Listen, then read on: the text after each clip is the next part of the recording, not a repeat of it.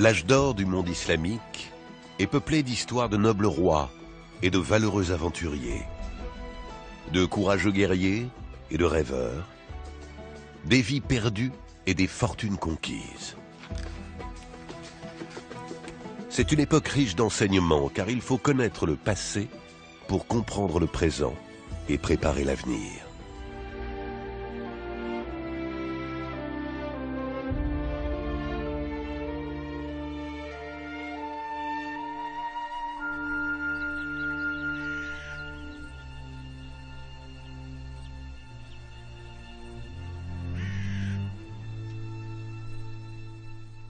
Je vais vous parler du magnifique sidra, cet arbre qui s'élève là où rien d'autre ne pousse. Depuis des siècles, il sert d'abri aux poètes et aux érudits, aux pèlerins et aux marchands, qui échangent des histoires à l'ombre de ses branches.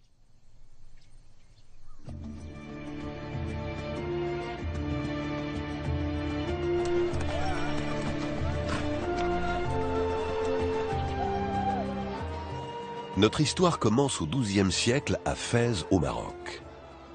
Nous sommes à l'apogée de l'âge d'or de la civilisation islamique.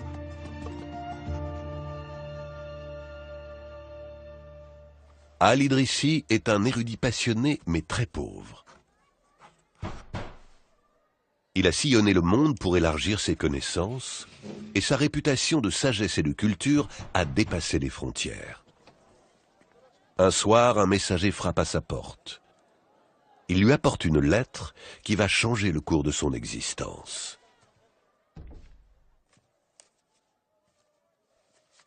Avant que je ne vous dise ce que contient cette lettre, il nous faut parcourir des centaines de lieues jusqu'en Sicile, au bord de la Méditerranée, pour rencontrer celui qui l'a écrite.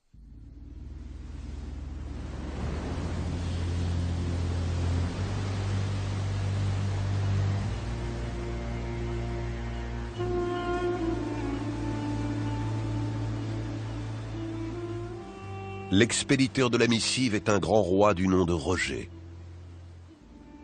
Il règne sur la Sicile, une île au carrefour de l'Orient et de l'Occident.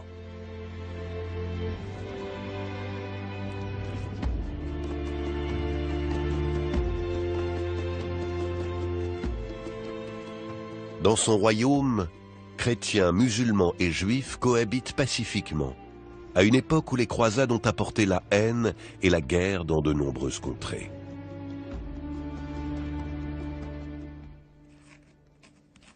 Roger sait que la science arabe est la plus avancée du monde connu, et il a appris à parler l'arabe couramment pour profiter de ses enseignements. Désireux de rencontrer Al-Idrissi, il l'invite à venir en Sicile. Le roi a un projet extrêmement audacieux à lui proposer, un projet qui va stupéfier le monde. L'invitation est beaucoup trop tentante pour qu'on puisse la refuser. Al-Idrissi embarque donc courageusement pour l'Europe, sans savoir ce qu'il doit attendre d'un roi chrétien dans un pays hostile.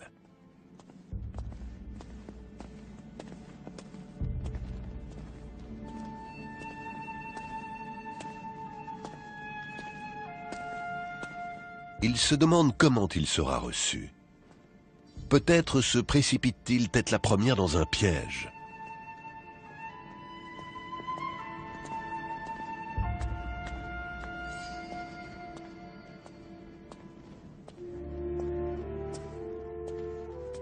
Mais à son arrivée, il est chaleureusement accueilli par Roger.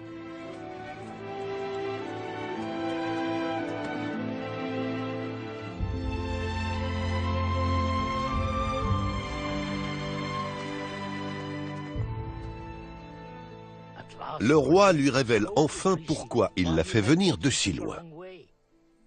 Al-Idrissi est stupéfait. Nous vivons dans un monde cerné par un océan d'obscurité, déclare le souverain. Nul ne sait ce qui se trouve au-delà. Certains pensent que le monde est plat comme une assiette, et d'autres que des monstres guettent ceux qui s'aventurent trop loin.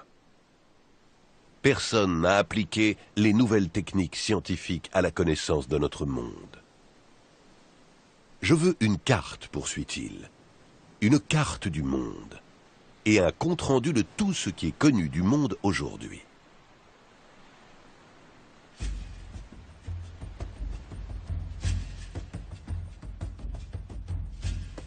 Al-Idrissi accepte de relever le défi. Il choisit 12 hommes, chrétiens et musulmans, pour l'assister dans cette tâche hors du commun. Pour remplir sa mission, il fait appel aux toutes dernières découvertes de la cartographie, des mathématiques et de la science. Sous sa supervision attentive, les 12 hommes lisent, se documentent, calculent, rassemblent des données.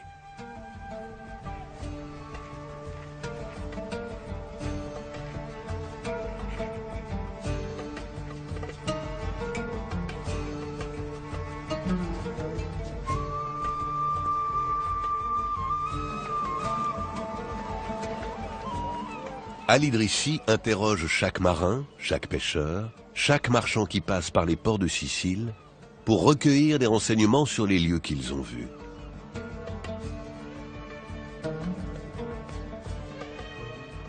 Beaucoup lui racontent des anecdotes hautes en couleurs sur des terres lointaines. Mais si Al-Idrissi apprécie les talents de conteur des marins, ce qu'il recherche, lui, c'est la vérité.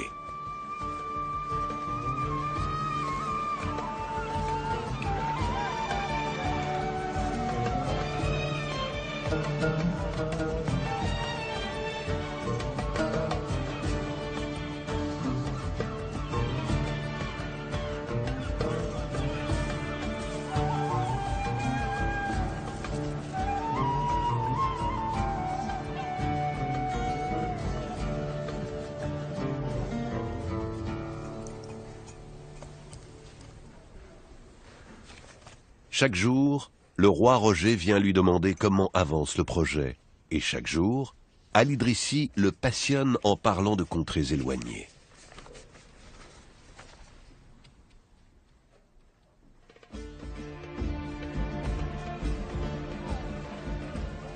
Mais le géographe lui parle aussi des rumeurs qu'il entend. Les ennemis du roi s'accrochent au passé et se méfient de cette soif de savoir.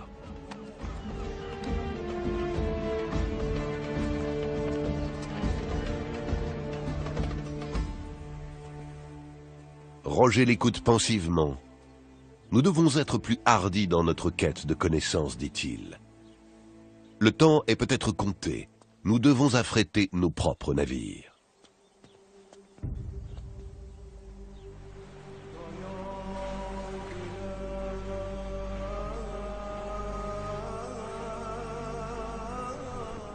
Al-Idrissi réunit donc des marins courageux et endurcis, et après des mois de préparatifs, les navires appareillent enfin. Ils mettent le cap sur des eaux encore inexplorées. Ils ne savent ni ce qu'ils vont y trouver, ni même s'ils reviendront un jour.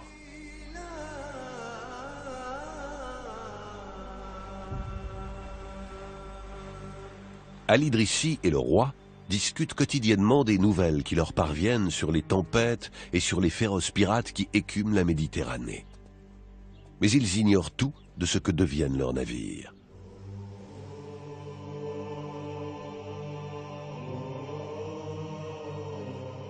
Le géographe passe de nombreux mois à attendre avec anxiété.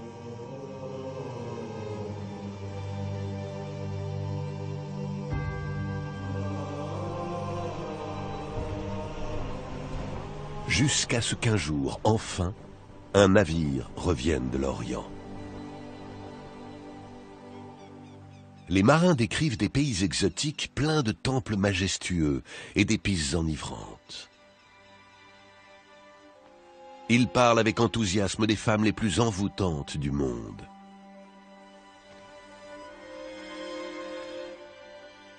Tout est consigné par les assistants d'Al-Idrissi.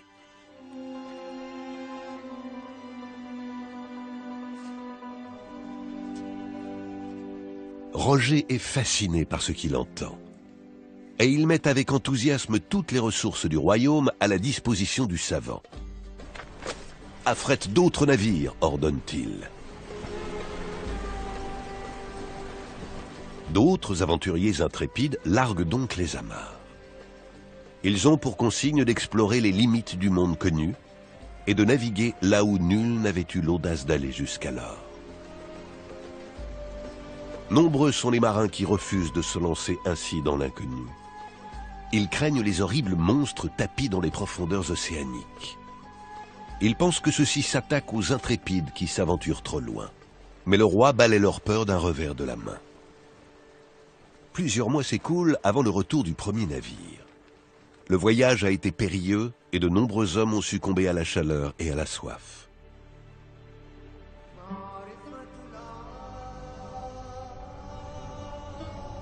Ils ont mis le cap vers le sud, raconte-t-il, vers un monde de sable brûlant, où des nomades errent perpétuellement avec leurs dromadaires à la recherche d'eau.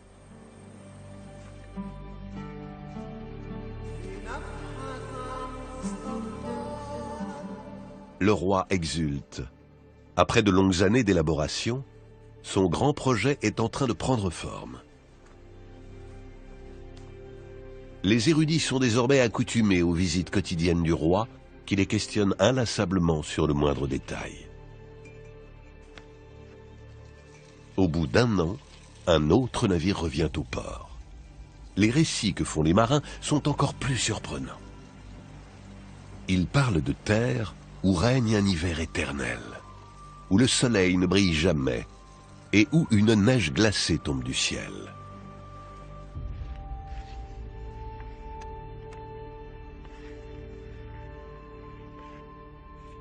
Petit à petit, page après page, les érudits assemblent une carte et un livre de géographie, comme le monde n'en a jamais vu.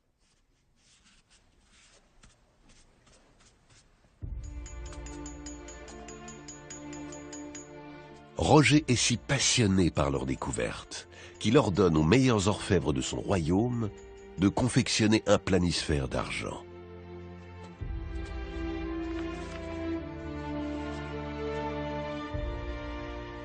Ainsi, dit le roi à Al-Idrissi, ce que nous avons découvert vivra pour toujours.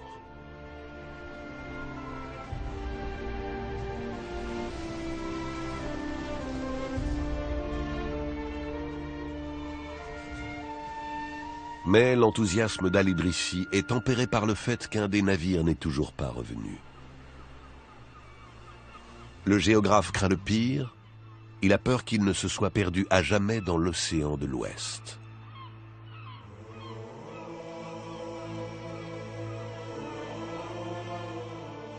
Al-Idrissi a presque perdu espoir lorsqu'un navire apparaît enfin à l'horizon. L'équipage épuisé raconte son histoire.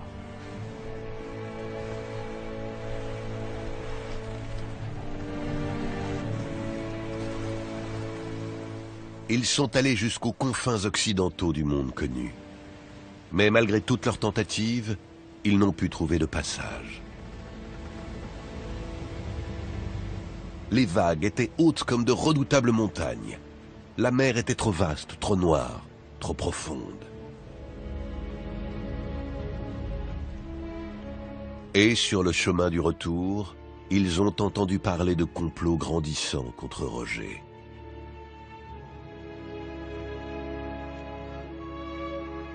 Au bout de 15 ans de travail, le planisphère est enfin achevé.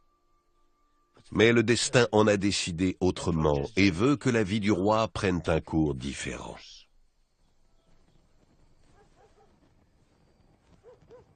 Le roi est malade. Il appelle son fidèle ami à son chevet et lui dit « Nous avons réussi à montrer que la science et l'érudition peuvent éclairer le monde et dissiper le mythe des monstres et des continents obscurs. Mais je crains qu'un autre danger ne nous menace. Nous devons protéger notre grande œuvre et le préserver pour la postérité. » Al-Idrissi lui promet qu'il le fera. « Et maintenant, fais-moi la lecture, demande Roger. que tes mots m'emmènent dans ces contrées lointaines. Mais le roi sait qu'il n'atteindra probablement pas la dernière page. Au règne éclairé de Roger succède une période de profond obscurantisme.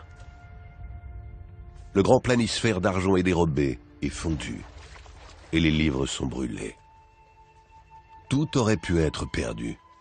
Mais Al-Idrissi réussit à fuir, emportant avec lui tout ce qu'il peut sauver de son chef-d'œuvre. Il parvient à gagner l'Afrique du Nord, où il meurt en exil quelques années plus tard. Une copie arabe de son livre a survécu, et il est bientôt considéré comme une œuvre d'une envergure sans précédent.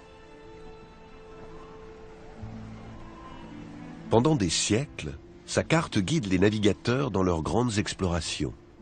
Et le livre de Roger demeure un document unique sur le monde à ce moment de l'histoire.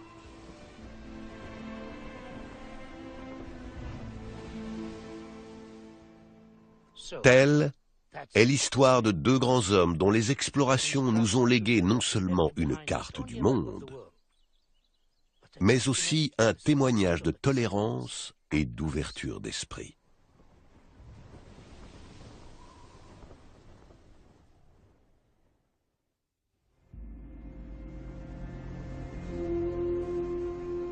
Nous allons remonter encore plus loin dans le passé, à une époque où l'instruction n'est qu'un rêve inaccessible au plus grand nombre. Ceux qui sillonnent alors les vastes étendues du monde islamique ne transportent pas seulement des marchandises, mais aussi le plus rare et le plus précieux de tous les biens, la connaissance.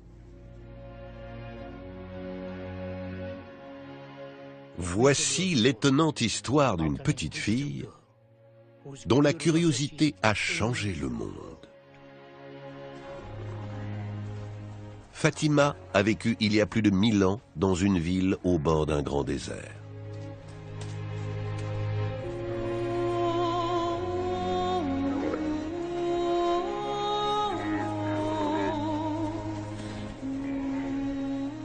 L'insatiable curiosité de Fatima sur le monde qui l'entoure va lui faire vivre de nombreuses aventures. Elle a tant de questions à poser.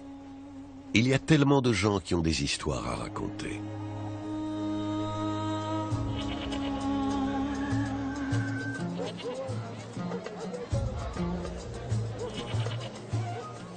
Kairouan est en ce temps-là une grande ville commerçante de Tunisie, où les marchands viennent de très loin pour vendre et pour acheter.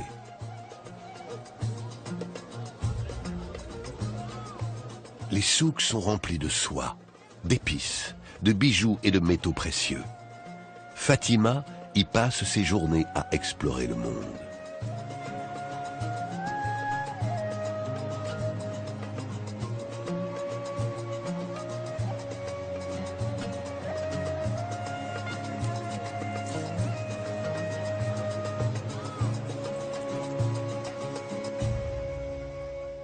Fatima a l'air d'une enfant heureuse. Mais derrière son sourire se cache une profonde tristesse.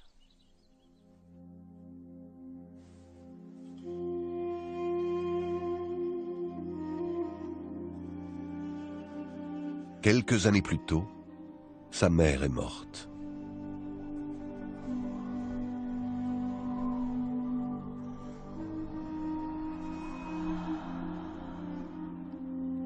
Son père se retrouve donc seul pour élever Fatima et sa sœur.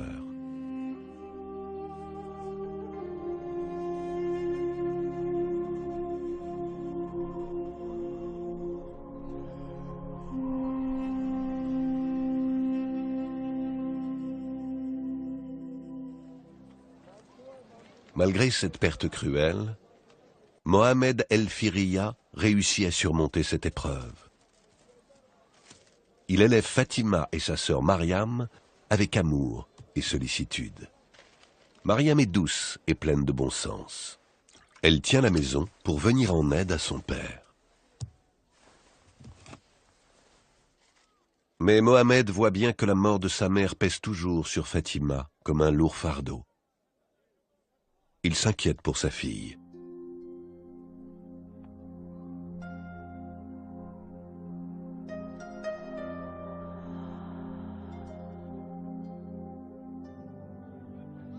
Le père de Fatima est marchand à Kairouan. Il fait tout ce qu'il peut pour prendre soin de ses filles.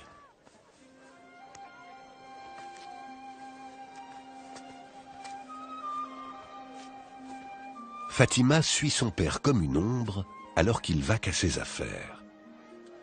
Elle l'interroge inlassablement sur le monde. D'où cela provient-il? Qui l'a fabriqué? Mohamed fait de son mieux pour l'instruire.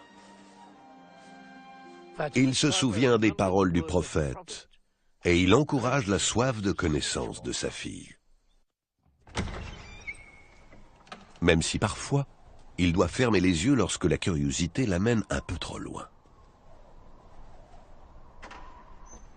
Fatima est fascinée par les marchandises qui transitent dans la maison familiale et par les mondes exotiques qu'elles évoquent. Un jour, elle s'introduit dans le bureau de son père pour voir ce qu'il contient. Et ce qu'elle y trouve fait voyager son imagination.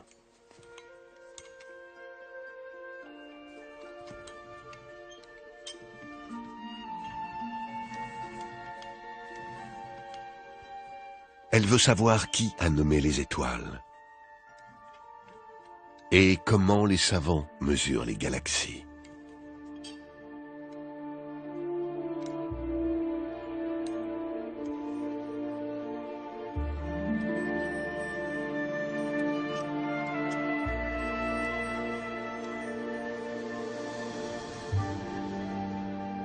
Elle veut connaître les merveilles que recèlent les palais des rois et des reines.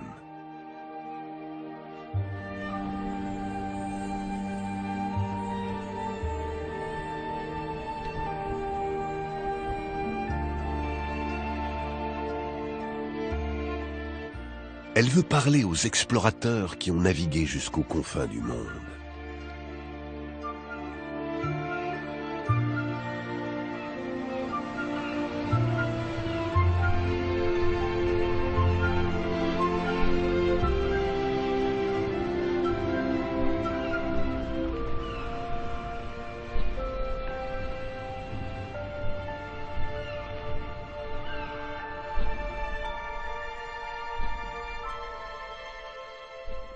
L'existence de Fatima aurait pu se poursuivre ainsi, riche de projets et de rêves d'avenir. Mais le destin a voulu qu'elle prenne un tout autre cours. La vie paisible de la famille est sur le point de prendre fin. De violentes émeutes éclatent à Kairouan et de nombreux habitants prennent la fuite dans le désert. « Dépêchez-vous, mes petites », leur dit leur père. « Je crains que nous ne devions partir d'ici à jamais. »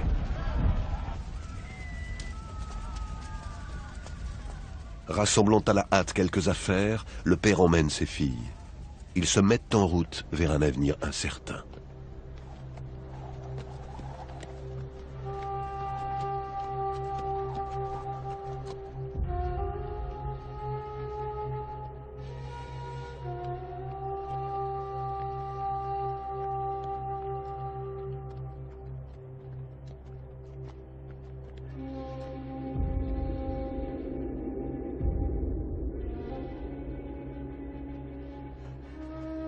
Pendant des mois, le père et ses deux filles parcourent les routes peu sûres d'Afrique du Nord.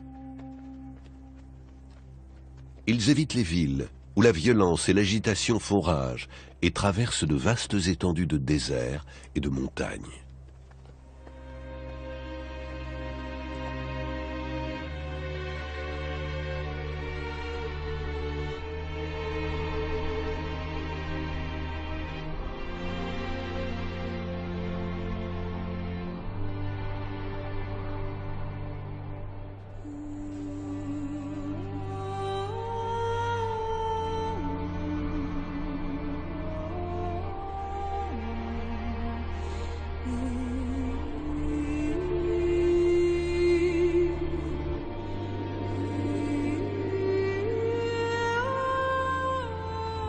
La maison familiale est bien loin. Et Fatima a abandonné ses rêves de savoir et de connaissance. À quel espoir se raccrocher désormais?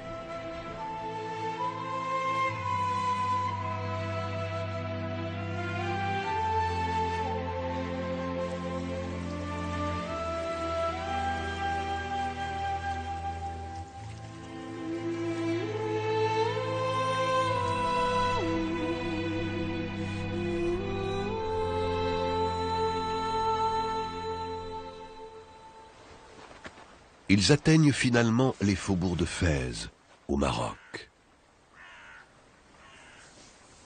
Le père annonce à ses filles épuisées que c'est là qu'ils vont poser leurs bagages et commencer une nouvelle vie. Fatima doit donc oublier son enfance à Kairouan et se tourner vers l'avenir.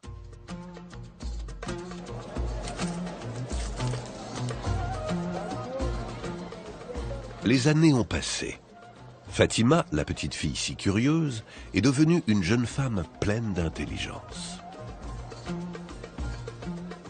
À l'époque, Fès est une ville frontière qui fourmille de marchands, d'aventuriers et de voyageurs à la recherche d'un nouveau départ.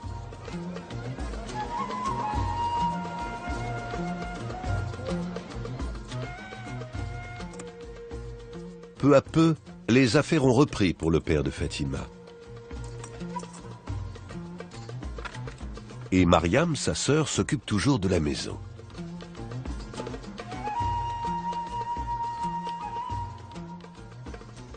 Fatima est heureuse dans ce foyer. Elle explore le monde comme elle l'a toujours fait. Mais un jour, elle voit quelque chose qui réveille en elle des rêves depuis longtemps endormis. La ville s'est développée et sa réputation a attiré des érudits de tout le monde islamique venus partager leur savoir. Fatima entrevoit la possibilité qu'une porte qu'elle croyait close à jamais s'ouvre à nouveau devant elle.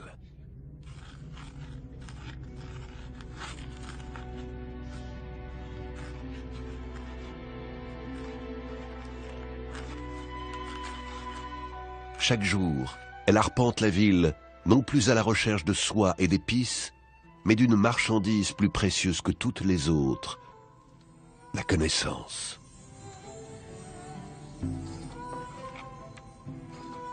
Les érudits parlent de science et d'astronomie, de nouvelles découvertes et d'histoires anciennes.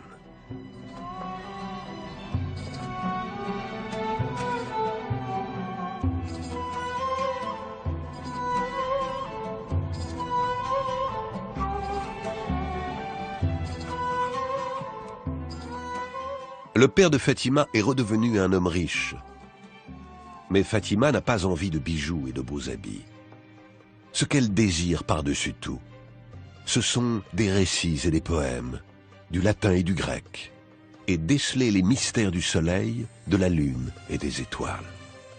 Mais on le sait, les sables du désert sont aussi changeants que le cours d'une vie. Le père de Fatima tombe malade. La jeune femme met ses livres de côté et tente de prendre soin de lui. La vie continue dans les rues animées de Fès, mais Fatima ne s'aventure plus au dehors.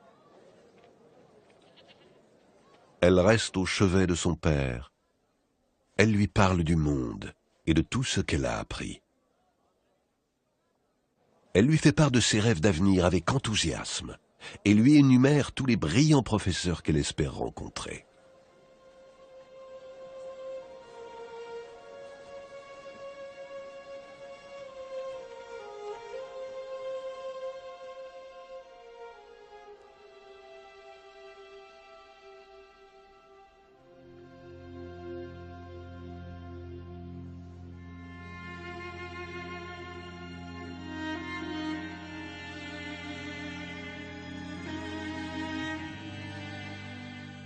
Mais les semaines passent et l'état de Mohamed El Firiya ne montre aucun signe d'amélioration. L'inquiétude gagne Mariam et Fatima. Elles font venir les meilleurs médecins, mais leurs espoirs sont vains. Leur père adoré prend congé de ce monde.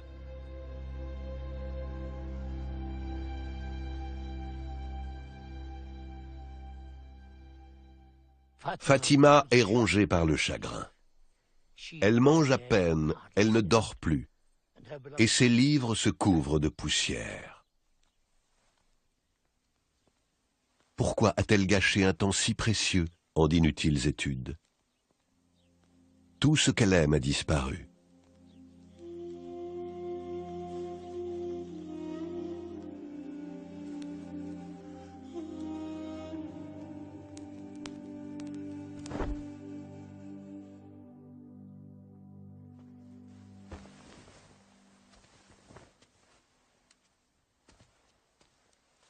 Elle reste de longs mois dans cet état de prostration, jusqu'à ce que sa sœur Mariam se rende compte qu'elle doit sortir Fatima du chagrin qui l'emprisonne.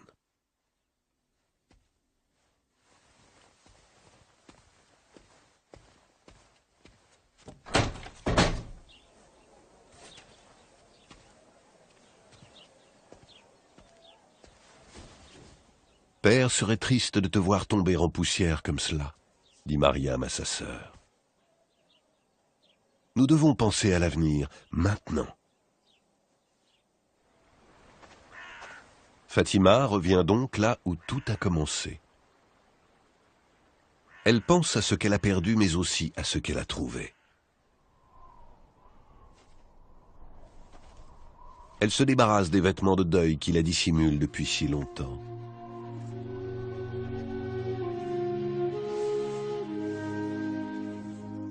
Et comme son père le lui a conseillé, elle décide de se tourner vers l'avenir. À leur grande surprise, les deux sœurs découvrent que leur père leur a légué une immense fortune. Et Fatima sait comment utiliser cette nouvelle richesse. Elle se souvient des paroles du prophète. « Acquiert le savoir, il est notre ami dans le désert, notre compagnie dans la solitude, notre guide vers le bonheur. »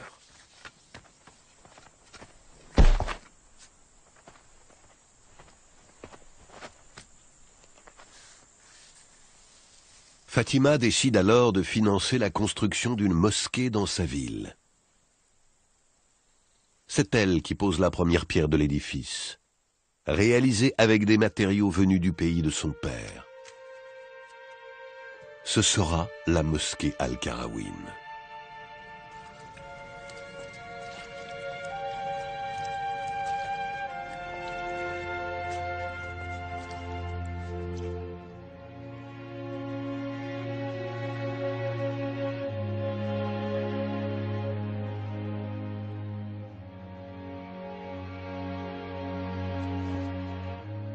De nombreuses années s'écoulent. La mosquée de Fatima est devenue l'une des plus respectées de la ville. Elle attire de grands érudits qui viennent enseigner dans sa cour ombragée. Au fil des ans, la réputation de son enseignement grandit et elle est considérée comme l'une des meilleures écoles de la région. Et dans la fraîcheur de la fin de journée, on aperçoit souvent une vieille femme qui vient écouter les sages leçons des érudits de la mosquée.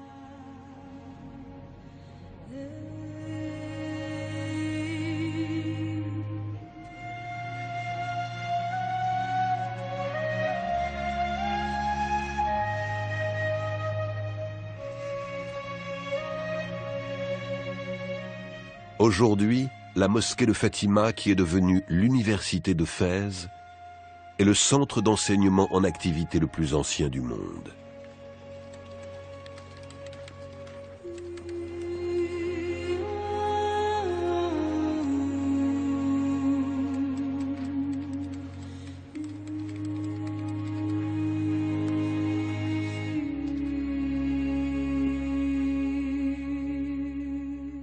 Voici l'histoire d'une petite fille curieuse qui a transmis au monde son amour de la connaissance.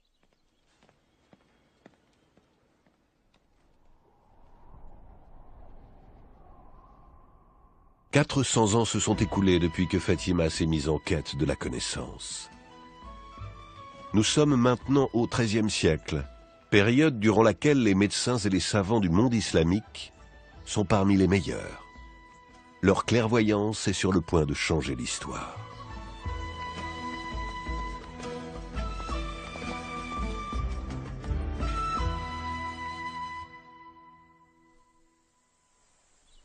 Je vais vous raconter une histoire sur le cœur humain et tous ses mystères. Notre récit commence dans une petite ville près de Damas, en Syrie. C'est là que vit un jeune garçon passionné de lecture. Il s'appelle Ibn Nafis.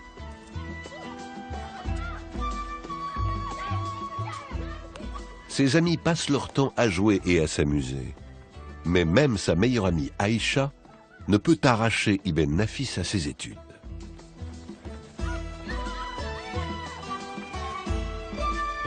Son intelligence et sa curiosité vont le mener à de grandes choses.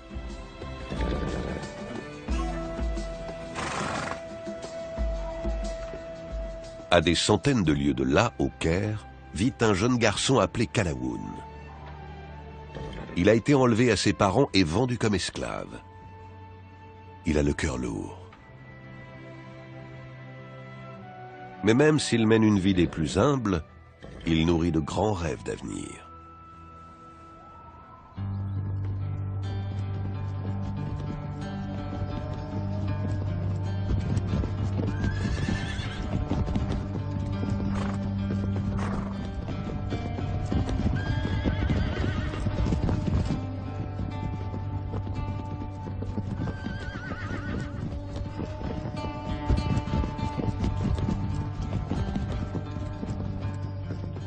Le temps a passé, et les deux garçonnets sont désormais des hommes.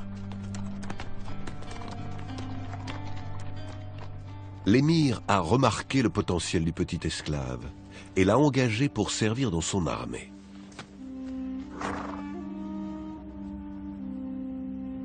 Kalaoun fait preuve de force, de bravoure, d'intelligence et de loyauté. Il est bientôt nommé capitaine.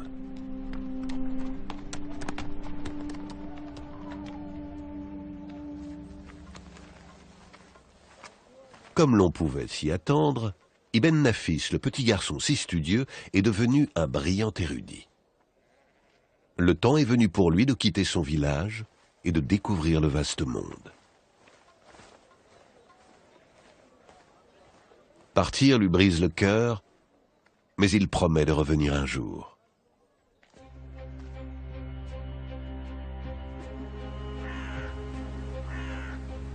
Ibn Nafis se rend dans la grande ville de Damas.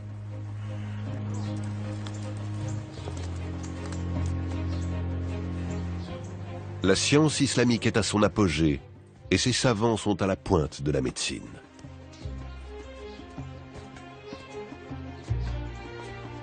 À Damas, on vient de construire l'un des premiers hôpitaux pour le traitement des malades. La rumeur de sa splendeur et de sa modernité attire Ibn Nafis à sa porte.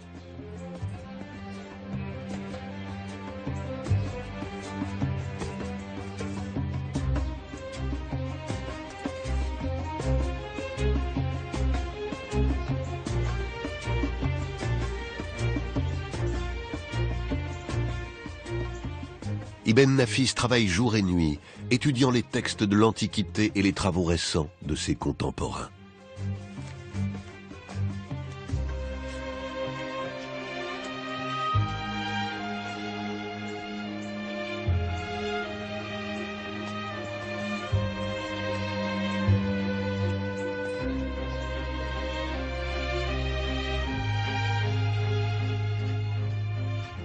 Il se laisse emporter par l'excitation de ses découvertes, tout en rêvant du jour où il reviendra dans son village, auréolé du statut d'illustre médecin.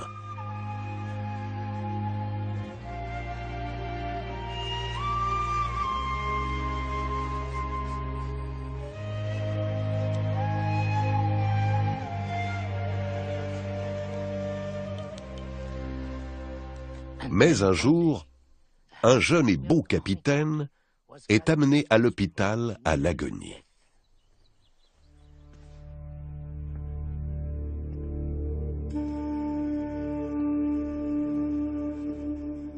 C'est Kalaoun, Il a été gravement blessé au combat.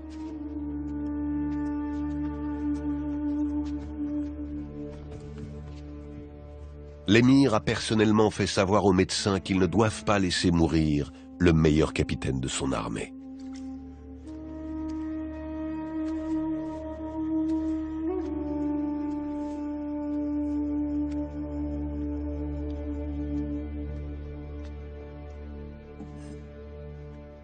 Les autres docteurs abandonnent vite tout espoir. Le blessé est trop près de la mort.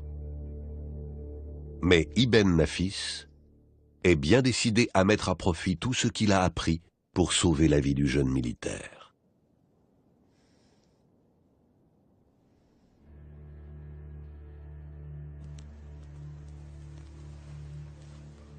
Des jours durant, il reste au chevet de son patient.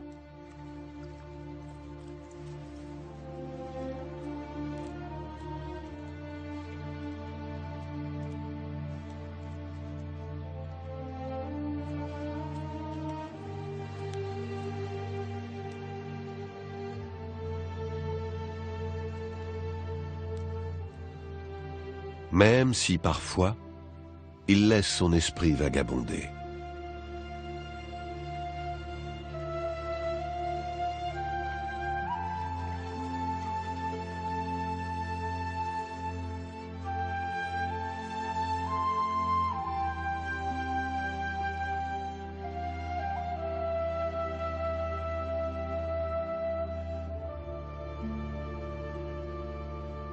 L'état de Qalawun ne s'améliore pas. Mais Ibn Nafis ne veut pas renoncer. Jour et nuit, le jeune médecin se documente. Il étudie tous les textes que possède l'hôpital.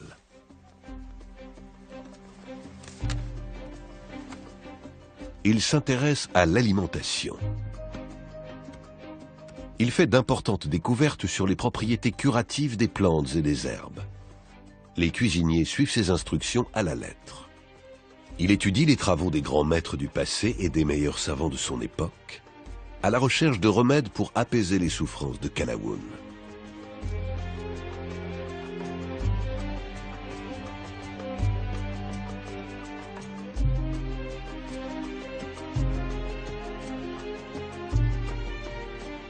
Les mois passent. Ibn Nafis et Qalawun deviennent bons amis. Et un jour, le soldat blessé peut enfin se remettre debout. Qalawun interroge le médecin sur ses recherches et Ibn Nafis lui dit qu'il s'intéresse au cœur et à son fonctionnement. Mais Qalawun lui répond « Le cœur n'est pas seulement un organe, c'est beaucoup plus compliqué que cela. » Le fier capitaine finit par guérir complètement, et il peut désormais se passer des soins de son médecin et ami. Ibn Nafis est ravi par ce succès sur le plan médical, mais il ressent un vide au fond de lui depuis le départ de son ami.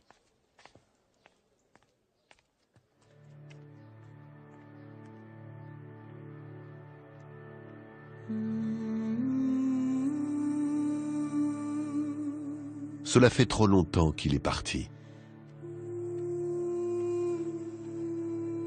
Il décide de retourner dans son village et de retrouver Aïcha.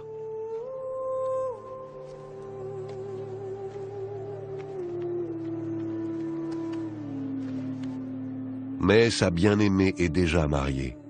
Ibn Nafis a trop attendu.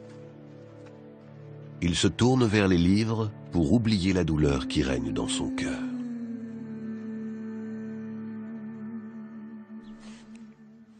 Il ne cherche plus à soigner les malades, mais passe de longues années plongé dans des recherches solitaires.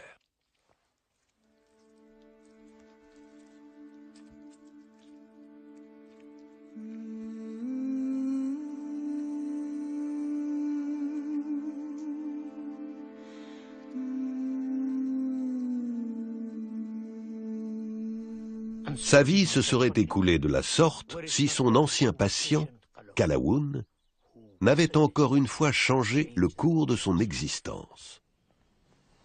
Qalawun a poursuivi son ascension, et le petit esclave est devenu un grand roi. Il invite son ami le docteur à sa cour au Caire. J'ai appris avec tristesse le prix que tu avais payé pour me sauver la vie, dit le roi à Ibn Nafis. Maintenant, je veux te remercier pour ce que tu as fait. J'ai fait construire un hôpital ici, au Caire, en signe de gratitude pour ma guérison, et tu en seras le médecin-chef. Les femmes et les enfants, les aliénés et les pauvres, tous sont accueillis et soignés dans ce grand hôpital créé pour le peuple.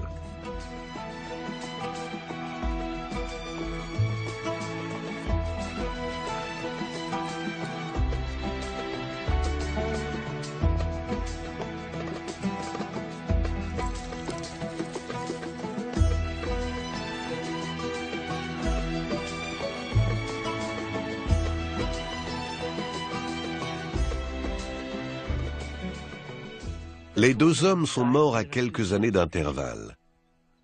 Cet hôpital est resté en activité jusqu'au XXe siècle et d'innombrables vies y ont été sauvées. Mais que sont devenus les travaux d'Ibn Nafis sur le cœur humain? Un jour de 1924 à Berlin, au milieu d'archives poussiéreuses, un chercheur égyptien fait une découverte extraordinaire. Un manuscrit arabe a enfin révélé son secret, oublié depuis longtemps. Au XIIIe siècle, Ibn Nafis a décrit avec exactitude le fonctionnement du cœur humain, près de 300 ans avant qu'un médecin européen ne reprenne ses travaux.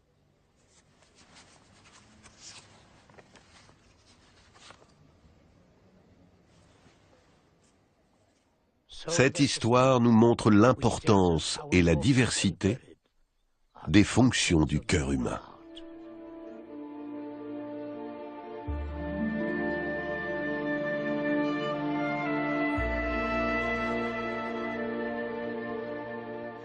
Les siècles ont passé, mais la quête du savoir se poursuit.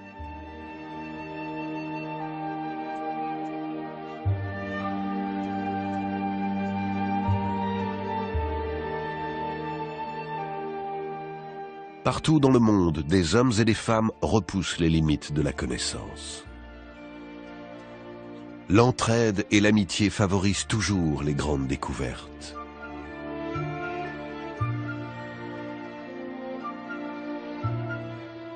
Les descendants de Fatima ont gardé leur foi en l'avenir.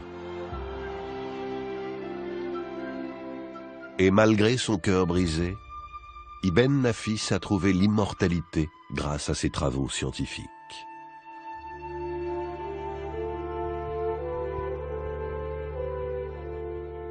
Les rêves de ceux qui nous ont précédés sont partagés par les pionniers d'aujourd'hui. Et d'autres, après eux, reprendront le flambeau.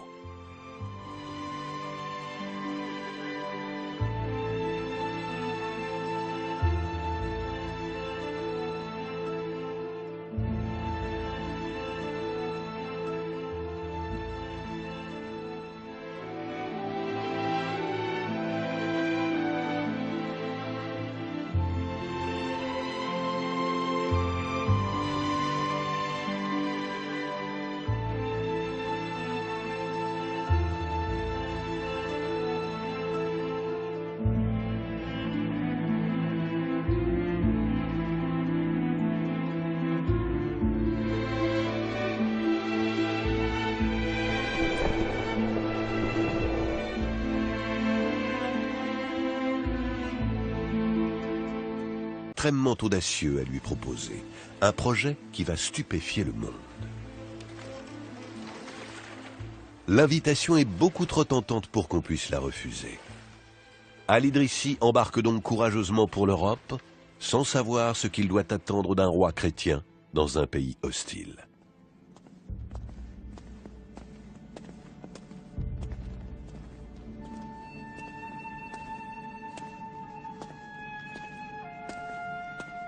Il se demande comment il sera reçu.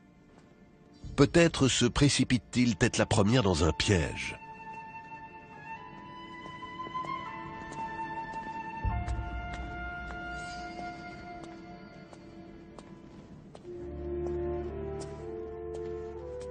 Mais à son arrivée, il est chaleureusement accueilli par Roger.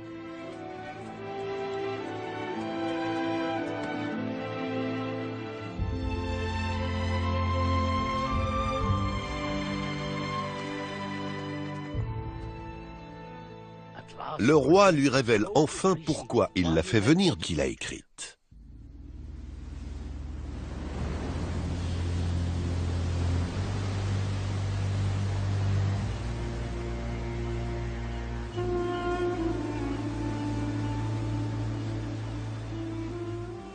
L'expéditeur de la missive est un grand roi du nom de Roger. Il règne sur la Sicile, une île au carrefour de l'Orient et de l'Occident.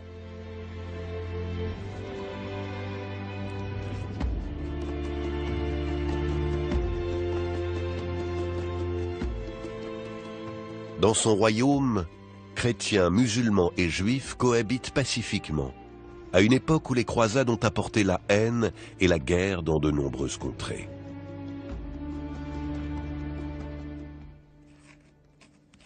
Roger sait que la science arabe est la plus avancée du monde connu, et il a appris à parler l'arabe couramment pour profiter de ses enseignements. Désireux de rencontrer Al-Idrissi, il l'invite à venir en Sicile. Le roi a un projet extrêmement.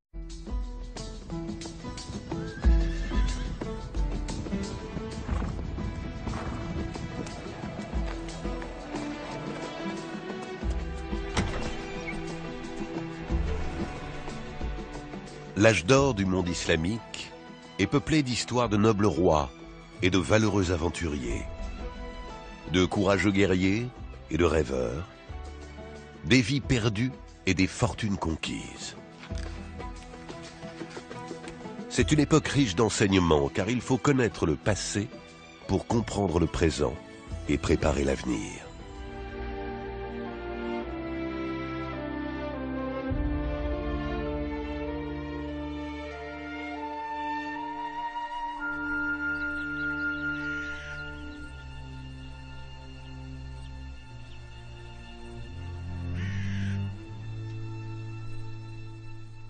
Je vais vous parler du magnifique sidra. Cet arbre qui s'élève là où rien d'autre ne pousse. Depuis des siècles, il sert d'abri aux poètes et aux érudits, aux pèlerins et aux marchands, qui échangent des histoires à l'ombre de ses branches.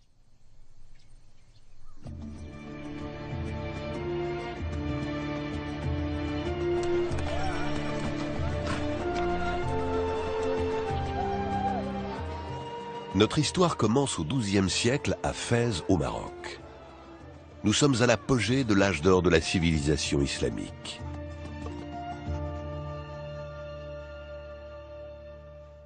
Al-Idrissi est un érudit passionné mais très pauvre. Il a sillonné le monde pour élargir ses connaissances et sa réputation de sagesse et de culture a dépassé les frontières. Un soir, un messager frappe à sa porte. Il lui apporte une lettre qui va changer le cours de son existence.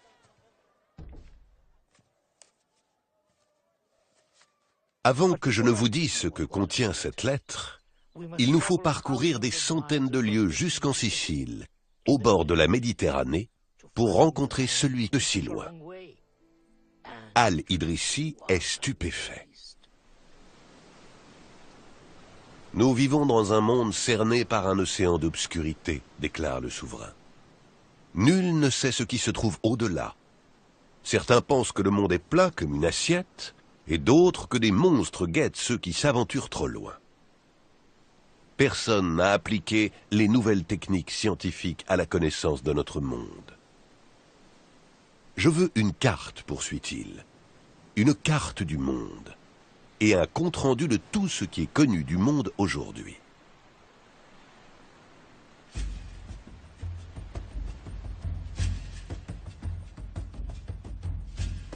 Al-Idrissi accepte de relever le défi. Il choisit 12 hommes, chrétiens et musulmans, pour l'assister dans cette tâche hors du commun.